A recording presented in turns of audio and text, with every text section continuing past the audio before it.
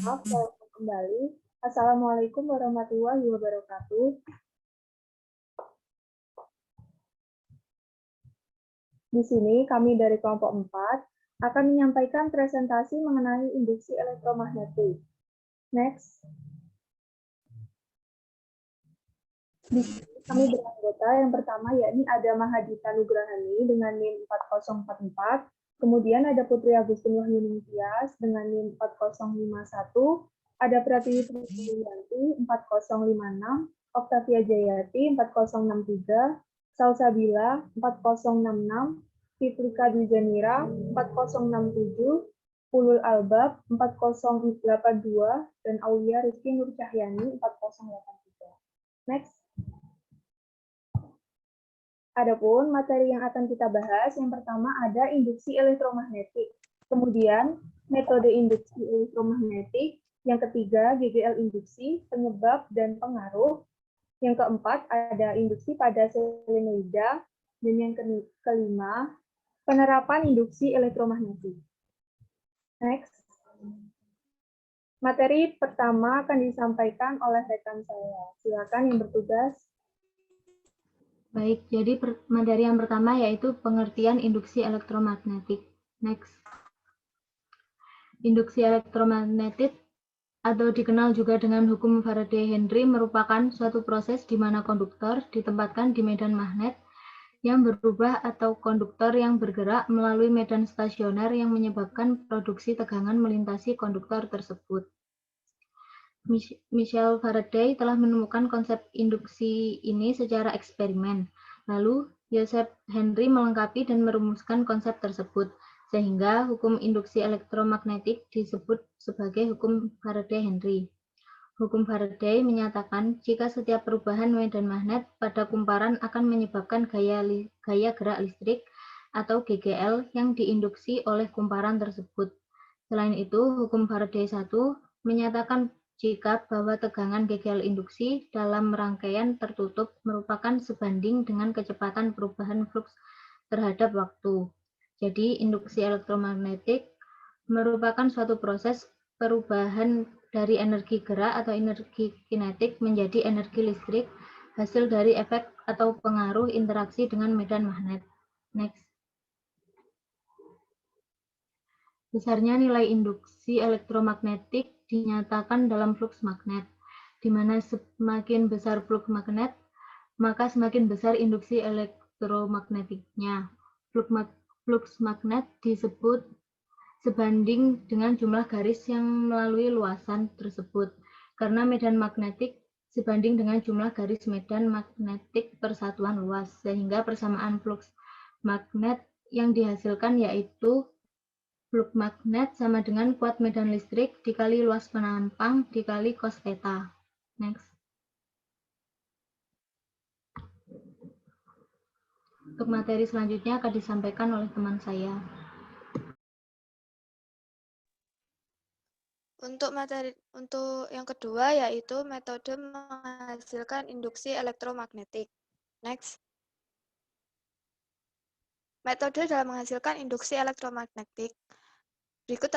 Berikut ini adalah prinsip dari induksi elektromagnetik, yaitu hukum Faraday. Hukum Faraday merupakan hukum yang mengaitkan tentang induksi terhadap flux magnetik yang dapat mengalami suatu perubahan. Next. Cara untuk menghasilkan induksi elektromagnetik. Yang pertama, menggerakkan magnet keluar masuk kumparan sehingga akan menghasilkan perubahan garis-garis gaya magnet. Yang kedua, memutar kumparan di dalam medan magnet. Yang ketiga, menggerakkan magnet dengan gerakan memutar di dekat kumparan. Yang keempat, memutus sambungan arus searah atau DC yang ada pada kumparan primer sehingga kumparan sekunder terinduksi. Yang kelima, mengalirkan arus bolak-balik atau AC pada kumparan primer agar kumparan sekunder terinduksi. Next. Selanjutnya akan dijelaskan oleh rekan saya. Selanjutnya, yang ketiga adalah GGL induksi, penyebab, dan pengaruh. Next. Yang pertama, pengertian GGL induksi. Perbedaan potensial listrik pada titik yang berbeda dalam suatu rangkaian terjadi jika dalam rangkaian dipasang sumber potensial listrik. GGL ini juga memiliki dua terminal atau kutub, di mana yang memiliki potensial yang berbeda. Kutub GGL yang memiliki potensial lebih tinggi disebut dengan kutub positif, sedangkan kutub yang mempunyai potensial lebih rendah disebut dengan kutub negatif. Gaya gerak listrik induksi atau GGL induksi adalah perbedaan potensial listrik yang dihasilkan oleh arus induksi. Next. Adapun penyebab terjadinya GGL induksi. GGL induksi ini dapat terjadi pada kedua ujung kumparan apabila di dalam kumparan tersebut terjadi perubahan jumlah garis-garis gaya magnet flux magnetik, di mana peristiwa timbulnya GGL induksi ini dan juga arus induksi ini akibat adanya perubahan jumlah garis-garis gaya magnet yang disebut dengan induksi elektromagnetik. Misalnya, ketika batang magnet didorong mendekati kumparan, maka kuat medan magnet yang ada di dalam rongga kumparan semakin bertambah, sehingga mengakibatkan flux magnetik kumparan bertambah dan mengakibatkan munculnya GGL induksi. Next. Adapun faktor-faktor yang mempengaruhi besar GGL induksi. Sebenarnya, besar kecil GGL induksi itu dapat dilihat pada besar kecilnya penyimpangan sudut jarum galvanometer. Jika sudut penyimpangan jarum galvanometer besar, GGL induksi dan arus induksi yang dihasilkan juga akan semakin besar. Nah, faktor-faktornya yang pertama yaitu banyaknya jumlah lilitan. Sehingga semakin banyak lilitan, maka semakin besar pula nilai GGL-nya. Yang kedua, besar kuat medan magnet atau kekuatan magnet, di mana semakin kuat magnet yang digunakan, maka semakin besar pula nilai GGL dan arusnya. Kemudian yang ketiga, kecepatan gerak magnet yang keluar masuk kumparan. Hal ini menyebabkan semakin cepat perubahan medan magnetnya sehingga GGL juga akan semakin besar. Dan yang keempat, lilitan terbuat dari bahan ferromagnetik seperti besi dan baja yang akan memperbesar nilai GGL induksi. Next.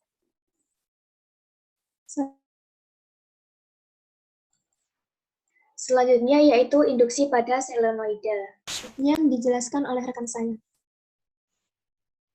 Nah, induktansi sendiri dapat diartikan sebagai sifat atau komponen yang dimiliki oleh suatu rangkaian listrik yang disebabkan oleh adanya perubahan arus listrik, baik yang melalui rangkaian itu sendiri maupun yang melalui rangkaian tetangga yang telah terhubung secara magnetis dengan rangkaian listrik tersebut. Selanjutnya akan dijelaskan oleh rekan saya. Selanjutnya ada penerapan induksi elektromagnetik. Induksi elektromagnetik ini sangat penting karena merupakan bagian dari sebuah eksperimen atau sebagai jantungnya fisika. Terdapat banyak aplikasi dan penerapan induksi elektromagnetik dalam kehidupan sehari-hari. Yang pertama ada generator. Generator ini adalah alat yang digunakan untuk mengubah energi gerak menjadi energi listrik. Generator ini terbagi menjadi generator AC atau alternating current dan generator DC atau direct current, di mana generator AC ini menghasilkan arus listrik bolak-balik, sedangkan generator DC itu menghasilkan arus listrik searah. Yang kedua, dinamo AC dan DC. Dinamo adalah Alat yang digunakan untuk mengubah energi gerak menjadi energi listrik dalam skala relatif kecil.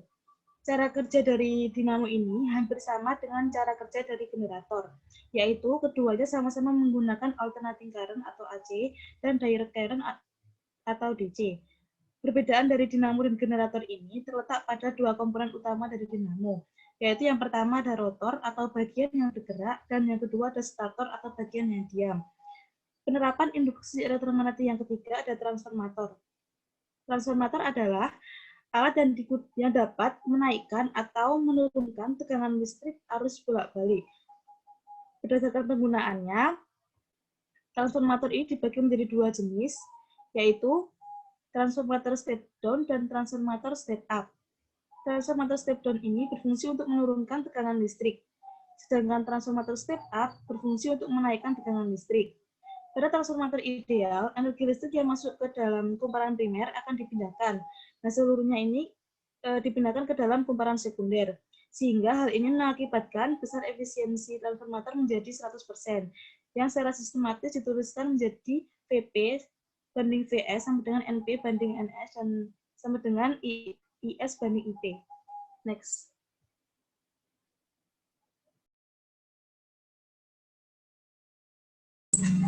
Soal yang pertama yaitu flux magnetik yang dihasilkan oleh medan magnetik B yang menembus tegak lurus dengan permukaan seluas A adalah flux magnetik. Jika medan magnetiknya diperkecil menjadi setengah B, sedangkan permukaannya diperbesar menjadi 2A, maka flux yang dihasilkan sama dengan Next.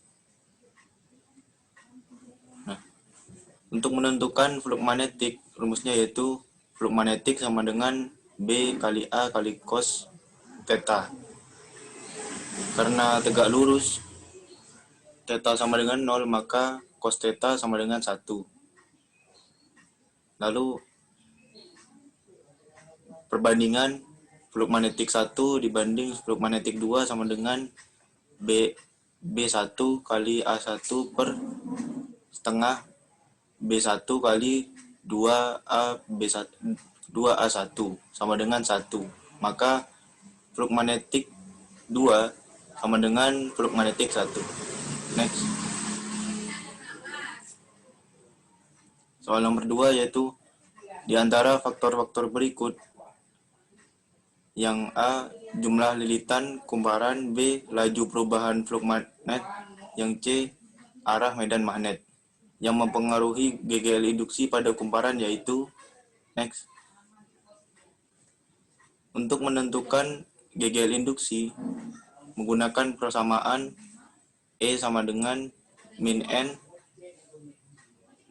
D flux per DT, di mana E sama dengan GGL induksi, N sama dengan jumlah lilitan, delta flux per delta T sama dengan laju perubahan flux materi. Maka faktor yang mempengaruhi GGL induksi ialah jumlah lilitan dan laju perubahan flux magnetik. Next.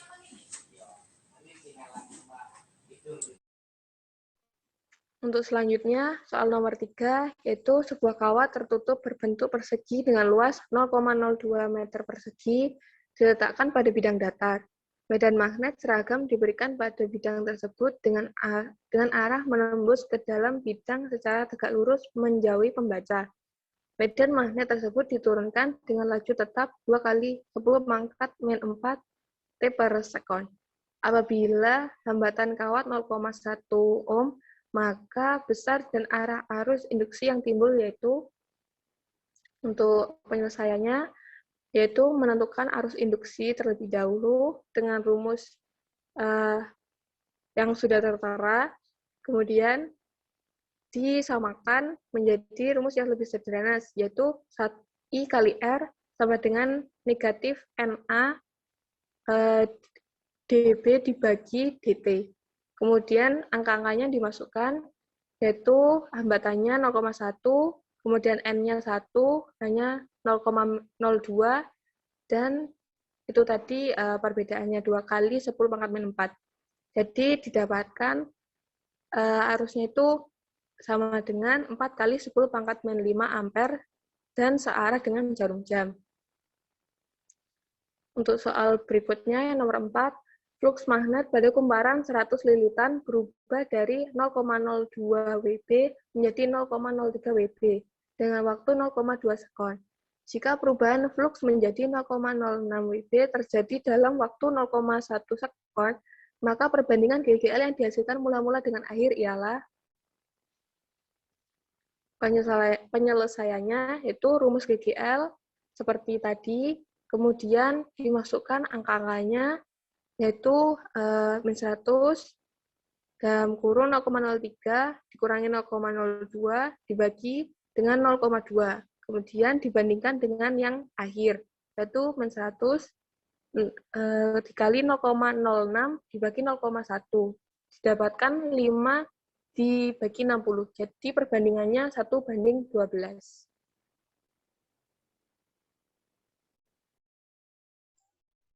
Soal yang kelima yaitu tongkat konduktor yang panjangnya 1 meter berputar dengan kecepatan sudut tetap sebesar 10 radian per sekon. Di dalam daerah bermedan magnet seragam B sama dengan 0,1 T.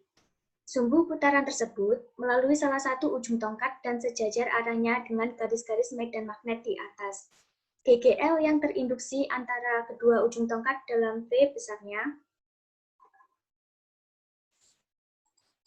Untuk penyelesaiannya yaitu untuk rumus besar GGL-nya sendiri yaitu B dikali dengan omega dikali L kuadrat dan dibagi 2. Kemudian kita masukkan nilainya. Untuk B-nya yaitu 0,1 T, omeganya 10 radian per sekon, dan untuk L-nya itu 1 meter dikuadratkan. Kemudian 0,1 dikali 10 dikali 1 kuadrat itu 1 dan dibagi 2 hasilnya 0,5 P.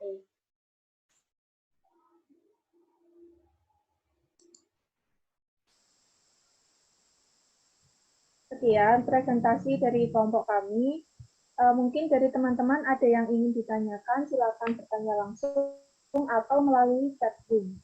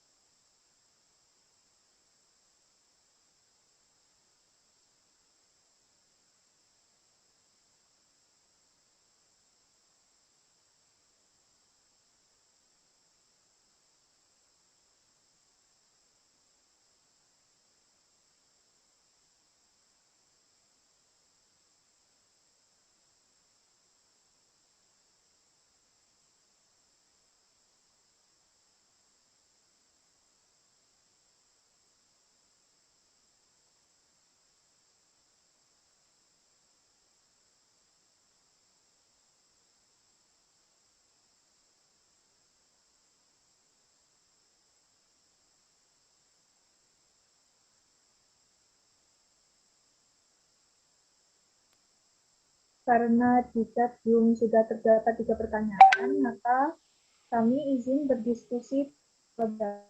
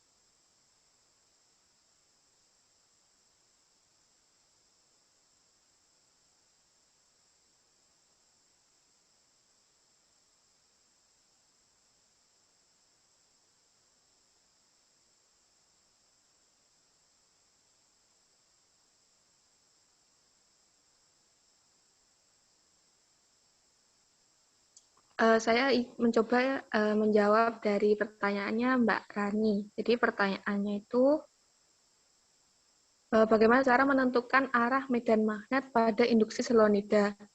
Jadi cara menentukannya itu menggunakan kaidah tangan kanan, di mana tangan kanan itu seperti agak ditekuk gitu, 4 jari agak ditekuk, kemudian arah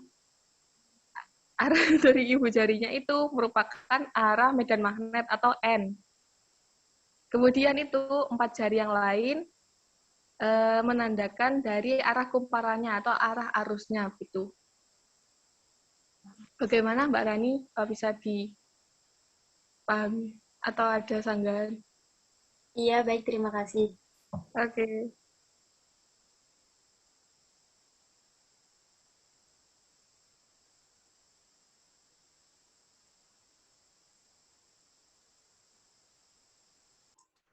Baik, saya akan mencoba menjawab pertanyaan dari Mbak Rahima. Apa alasan yang mendasari elektromagnet banyak digunakan dalam peralatan listrik di kehidupan sehari-hari? Nah, elektromagnetik ini banyak diterapkan dalam peralatan listrik, itu dikarenakan sifat kemagnetannya dapat diubah-ubah. Mungkin dari teman tim saya ada yang mau menambahkan?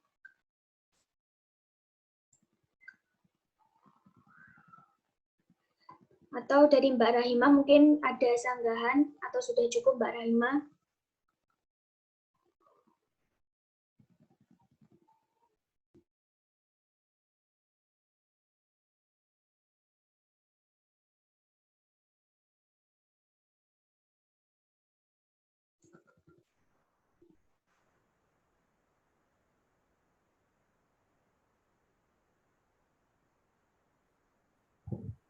Baik, saya akan mencoba menjawab pertanyaan Mbak Ika.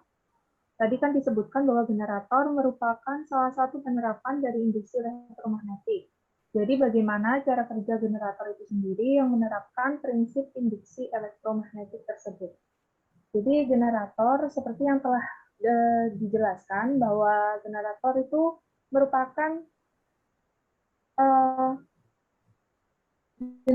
perangkat yang mengubah energi gerak menjadi energi listrik sebagai output-nya. Nah, generator ini merupakan peralatan yang berguna sebagai pemasok tenaga listrik selama pemadaman listrik dan mencegah diskontinuitas aktivitas sehari-hari. Nah, kemudian penting untuk dipahami bahwa generator ini sebenarnya tidak menciptakan energi listrik, namun sebagai gantinya generator ini menggunakan energi mekanis yang dipasok untuk menggerakkan muatan listrik yang ada pada kawat gulungannya melalui sirkuit listrik eksternal. Nah, aliran muatan listrik ini yang merupakan arus listrik keluaran yang dipasok oleh generator. Kemudian aliran muatan listrik ini dapat diinduksi dengan menggerakkan konduktor listrik seperti kawat yang berisi muatan listrik pada medan magnet. Nah, gerakan ini menciptakan perbedaan tegangan antara dua ujung kawat atau konduktor listrik. Dengan begitu, bisa menyebabkan muatan listrik mengalir sehingga menghasilkan arus listrik. Seperti itu, apa bisa diterima Mbak Ika?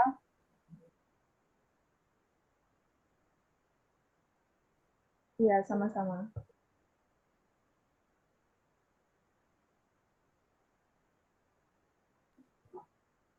Karena semua pertanyaan sudah terjawab, maka presentasi dari kelompok kami akan saya tutup. Sekian dari kelompok kami, kurang lebihnya kami mohon maaf. Wassalamualaikum warahmatullahi wabarakatuh.